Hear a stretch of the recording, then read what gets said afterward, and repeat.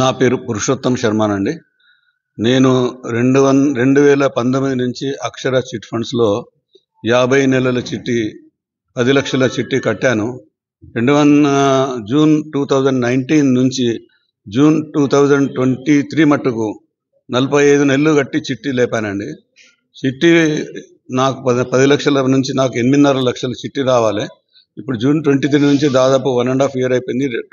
2 years కావస్తున్నది. కానీ నాకు డబ్బులు ఇంత మట్టుకు ఏమి ఇవ్వలేదు. ఇవ్వకపోయేసరికి మేము చాలాసార్లు వాళ్ళ ఈ అక్షర చిట్ ఫండ్స్కి వెళ్ళాము, బ్రాంచ్ ఆఫీస్కు. వాళ్ళు రేపు వస్తాయి మాపు వస్తాయని మొబ్బాయి పెట్టిండ్రు.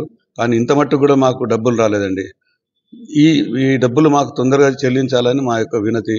అలాగే ప్రభుత్వానికి, పోలీసులకు కూడా మేము రిక్వెస్ట్ చేసినాం. నేను పోలీస్ కేసు కూడా కన్జ్యూమర్ ఫోరంలో పోలీస్ కేసు వేసి గెలిచాను. కానీ నా వారెంట్స్ కూడా అవి అక్కడ సుబేదార్ పోలీస్ స్టేషన్ వరంగల్లో పోయినాయి. అక్కడ పోలీసులు దానిపైన చర్య తీసుకోవడం లేదు. దయచేసి మా కేసులు పట్టించుకొని మమ్మకు న్యాయం చేయాలని ప్రభుత్వానికి, పోలీసులకు మేము వినతి పత్రం చేస్తున్నాము. అలాగే నాలాంటి వాళ్ళు మా నిజామాబాద్లో 72 మందికి 2.5 కోట్ల రూపాయలు రావాలండి నిజామాబాద్. అలాగే ఈ నిజామాబాద్ లాంటి మొత్తం తెలంగాణ స్టేట్లో దాదాపు ఒక 4,000 మంది బాధితులు ఉన్నారు అక్షర చిట్ ఫండ్స్ నుంచి.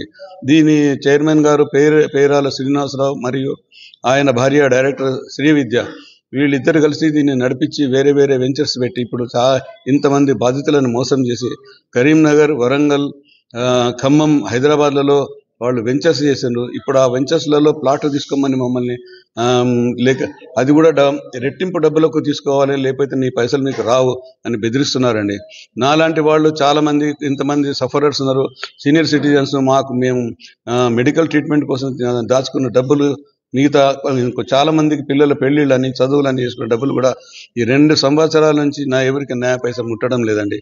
ఈ ప్రభుత్వం కల్పించుకొని దీనిపైన ఒక సిట్ లాంటిది ఏజెన్సీ కానీ వేసి న్యాయపరంగా తీసుకొని ఈయన ఎక్కడెక్కడైతే వెంచర్స్ చేస్తుండో కరీంనగర్, ఆ వెంచర్స్ అన్ని సీజ్ చేసి మా డబ్బులు మాకు ఇప్పించాలని మేము ప్రభుత్వానికి వినతి పెట్టుకుంటున్నాం. దయచేసి ముఖ్యమంత్రి గారు ఇందులో ఇంటర్వ్యూని సాధ్యమైన తొందరగా మా బాధితులందరికీ న్యాయం చేయగానే నేను ఇచ్చేస్తున్నాను.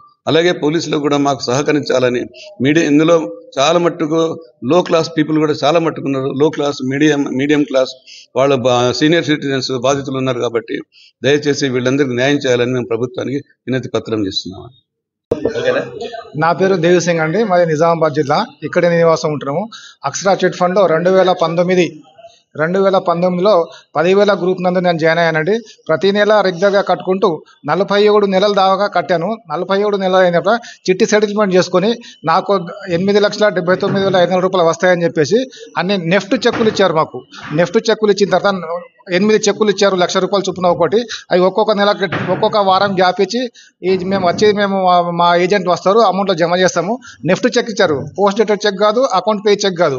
దాదాపుగా ఈ విధంగా అందరికీ నిజామాబాద్ జిల్లాలో 72 మందికి 2.5 కోట్ల రూపాయలు అక్షర చిట్ ఫండ్ వాళ్ళ నుంచి రావాల్సినది. దీంట్లో అందరూ చాలా చిన్న ఎంప్లాయీస్, ప్రైవేటు వ్యాపారం చేసుకునే వాళ్ళు, ప్రైవేట్ ఎంప్లాయీస్, తర్వాత చిన్న వాళ్ళు చిట్లు వేసుకొని చేసుకున్నారు. వాళ్ళు ఈ విధంగా మోసం చేయడం అనేది కరెక్ట్ కాదు. అక్షర చిట్ ఫండ్ సంబంధించింది ఇక్కడ నిజామాబాద్ బ్రాంచ్ కూడా లేదు. ప్రస్తుతానికి వాళ్ళ బ్రాంచ్ మొత్తము వరంగల్లో ఉంది. దానికి చైర్మన్ పేరాల శ్రీనివాసరావు అని చెప్పేసి, ఆయన భార్య అని చెప్పేసి, ఈ విధంగా తీసుకున్న అమౌంట్ని వాళ్ళు వేరే రకంగా యూటిలైజ్ చేసుకొని వాళ్ళు ఆస్తులు కూడా పెట్టుకొని మాకు ఈ విధంగా అన్యాయం చేస్తున్నారు. దీంట్లో పోలీసులకు కూడా మేము తగిన విధంగా మేము పెట్టుకున్నాము. అందరికీ మేము దరఖాస్తులు పెట్టుకుంటున్నాం, కానీ ఎక్కడ మాకు న్యాయం జరగట్లేదు లేదు. ఈ విధంగా ఈ సందర్భంగా ప్రింట్ మీడియా కానీ, ఎలక్ట్రానిక్ మీడియా కానీ మాకు సహకారం చేసి ఈ డబ్బులు మాకు ఇప్పించే విధంగా చేయగలని చెప్పి చాలా మంది సీనియర్ సిటిజన్స్ ఉన్నారు.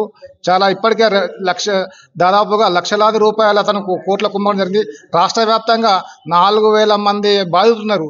దాదాపుగా 10,000 కోట్ల రూపాయల కుంభకోణం ఉంది ఇది. దీని మీద ఏదైనా సిబిఐ ఎంక్వైరీ కానీ, ఈడీ కానీ జోక్యం చేసుకొని దీని మీద సమగ్ర విచారణ జరిపించి చిన్న బాధితులకు వాళ్ళకు వచ్చే డబ్బులు ఇప్పించాలని మీ ద్వారా మేము కోరుకుంటున్నాము.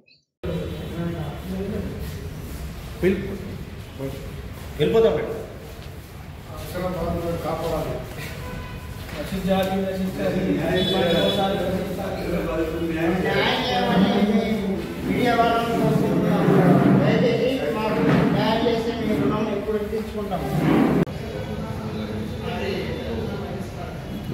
ట్రాన్సాక్షన్స్ ఉంటాయి.